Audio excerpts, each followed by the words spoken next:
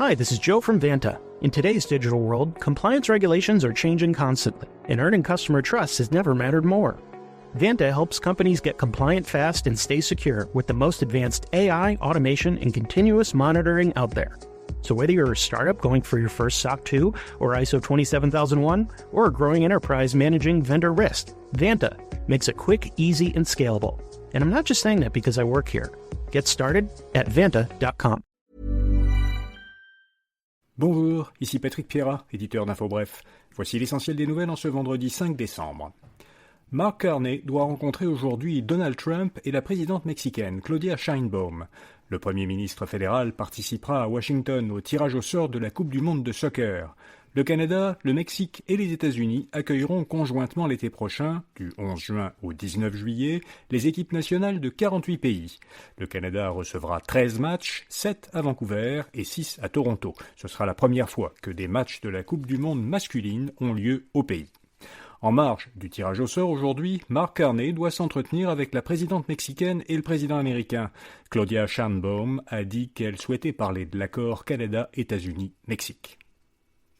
Pablo Rodriguez a exclu une autre députée du caucus libéral. La commissaire à l'éthique de l'Assemblée nationale a ouvert une enquête sur la députée libérale de Chomédé à Laval, Sona Lakoyan-Olivier. L'enquête devra déterminer si, lors de la dernière course à la chefferie libérale, la députée a utilisé ou permis l'utilisation de ressources de l'État mises à la disposition de son bureau de circonscription à des fins partisanes. Sona Lakoyan-Olivier a indiqué qu'elle avait respecté les règles et n'avait rien à se reprocher.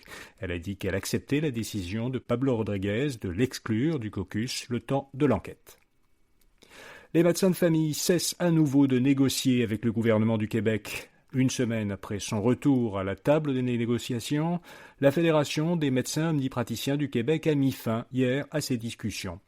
La Fédération affirme que Québec est revenu sur sa parole en refusant d'amender la loi sur la rémunération des médecins, et ce malgré un engagement formel qu'aurait pris François Legault en ce sens la semaine dernière.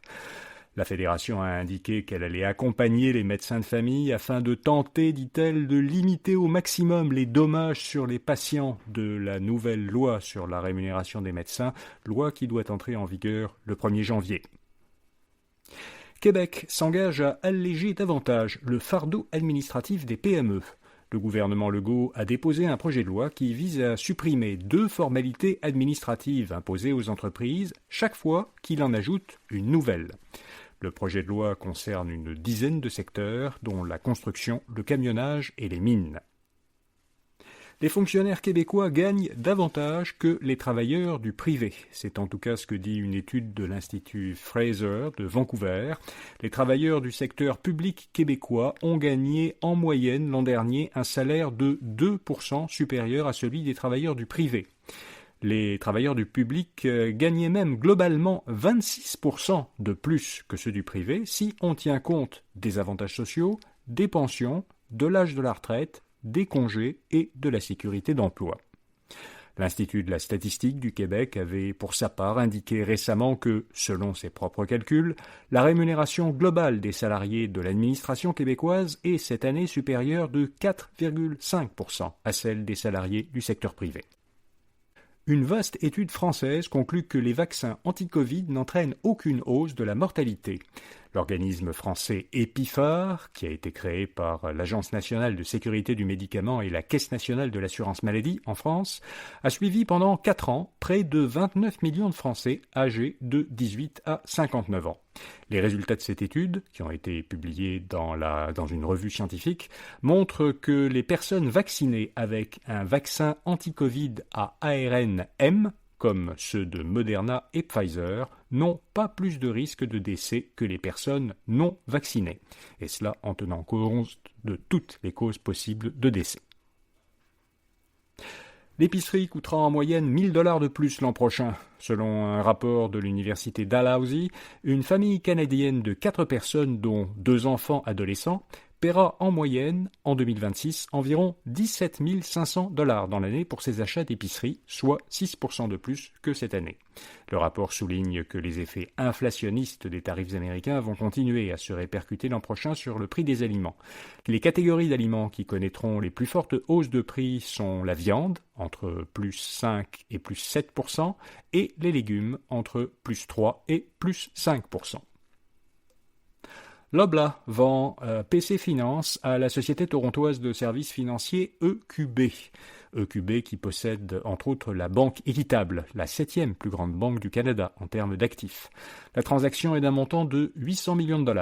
EQB deviendra ainsi, comme les 6 grandes banques canadiennes, un émetteur de cartes de crédit, puisque PC Finance émet des cartes Mastercard. Loblaw demeurera de son côté propriétaire et exploitant du programme de fidélité PC Optimum. Et puis, Labubu a été l'une des expressions les plus cherchées dans Google au Canada cette année. Les Labubu sont des personnages de fiction inspirés de la mythologie nordique et du folklore européen. Après être devenu une marque populaire de jouets à collectionner, Labubu a été en 2025 la recherche la plus fréquente au Canada dans la catégorie culture, du moins telle que définie par Google. Les autres expressions les plus cherchées au Canada cette année par catégorie, dans actualité et événements, c'était les Blue Jays, personne, c'était Mark Carney, dans la catégorie divertissement, Happy Gilmore 2, et dans la catégorie jeux, Nintendo Switch 2. Voilà, vous savez l'essentiel. Comme chaque vendredi, on publie dans l'infolettre InfoBref Matin une courte sélection des meilleurs rabais de la semaine qui sont disponibles en ligne. Vous la trouverez à infobref.com ou en suivant le lien vers cette rubrique dans la description de cet épisode. Et puis samedi, on publie l'édition de décembre de l'infolettre de finances personnelles et de consommation InfoBref Votre Argent. Dans cette édition, Anthony Ménard fera le bilan boursier du mois de novembre. Fabien Major nous dit quel rôle peut jouer l'intelligence artificielle dans la gestion de patrimoine et Félix Côté explique quelles sont les meilleures façons pour des parents d'aider financièrement leurs enfants à devenir propriétaires d'un logement. Pour recevoir gratuitement InfoBref Votre Argent un samedi par mois dans votre courriel, inscrivez-vous à infobref.com ou en cliquant sur un lien dans la description de cet épisode. Vous pourrez voir l'édition de ce mois-ci pendant la fin de semaine en page d'accueil d'infobref.com. Bon week-end et à lundi matin. Parles-tu français? ¿Hablas español? Parli italiano? If you've used Babbel, you would. Babbel's conversation-based technique teaches you useful words and phrases to get you speaking quickly about the things you actually talk about in the real world. With lessons handcrafted by over 200 language experts and voiced by real native speakers, Babbel is like having a private tutor in your pocket. Start speaking with Babbel today. Get up to 55% off your Babbel subscription right now at babbel.com/acast. Spelled BABBEL.com/acast. Rules and restrictions may apply.